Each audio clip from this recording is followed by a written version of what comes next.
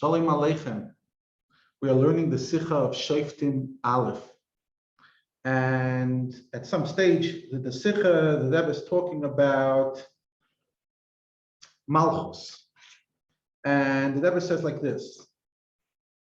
The contradiction, the paradox of a melech is, on the one hand, he has the incredible strength. Masha kana eved kana rabbi, he has everything. On the other hand, sevayst the schwachkeit from the melech, that he has to come to the Am. In other words, he needs the Am. Without them, he's nothing. The rest of the nation gets their parnasa through what they do. Even a leader in a community takes their parnasa from the tzibur. Mashenkin a melech, it's not only parnasa, it's everything's mekabel from the Am, which is a very interesting perspective on melech, that literally not only does he get his legitimacy from the Am, it's all the Am.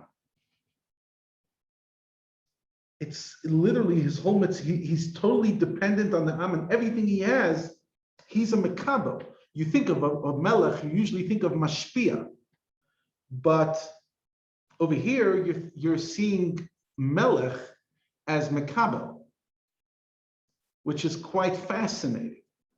And by the way, that's why Malchus is feminine, because that's the power of nukva, the power of the feminine energy. Now, on the one hand, it's melech. On the other hand, it needs the mashpia. But like the Rebbe says, mekabelas v'mashalamater, Malchus even receives that which is lower, from lower. And the Rebbe references a Toras Chaim, and similar to last week that we learned a bit of Toras Chaim together, and I'm just finding and connecting to the middle of Rebbe's Torah recently, and obviously the Rebbe is sending it. So in Toras Chaim, the Rebbe's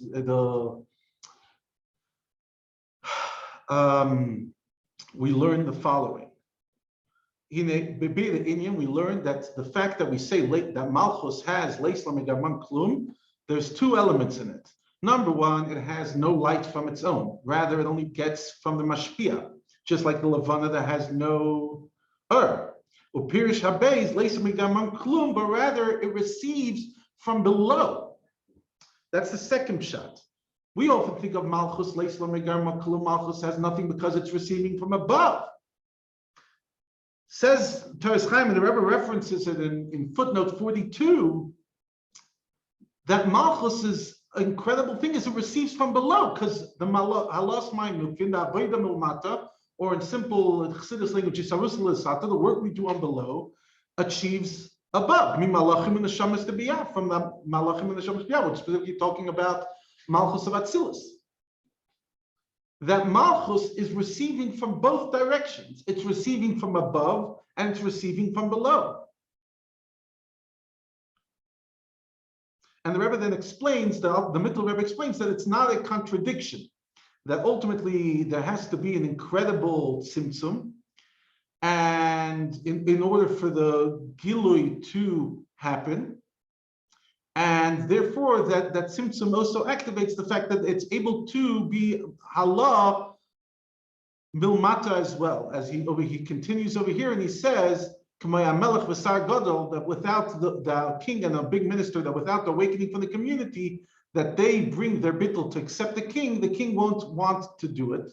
And the more you have the will and the desire, that's what brings the desire to do it.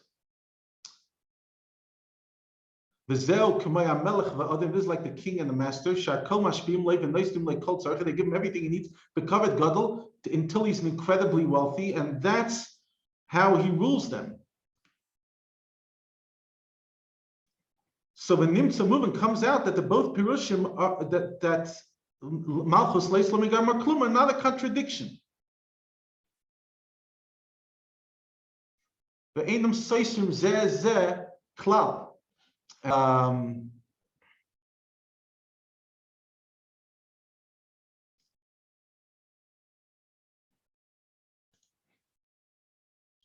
Sorry, let me explain what I just said. Hashem has to be mitzamtzem himself tremendously in order to want to rule this world, and that comes in two processes. First of all, the Eibishter is mitzamtzem himself into Malchus, But on the other hand, he needs a sarusa d'lasata to want to do it because it's such an incredible tzimtzum.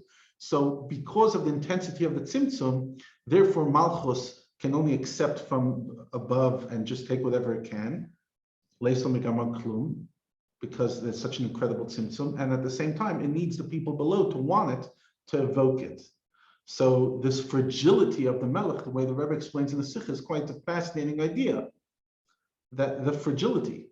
And as we're coming closer to Rosh Hashanah and we're Kabbalah Malchus, it just gives us an interesting perspective on this whole idea of what Rosh Hashanah and us crowning the God Hashem as king, and the dual relationship, how Malchus plays both roles.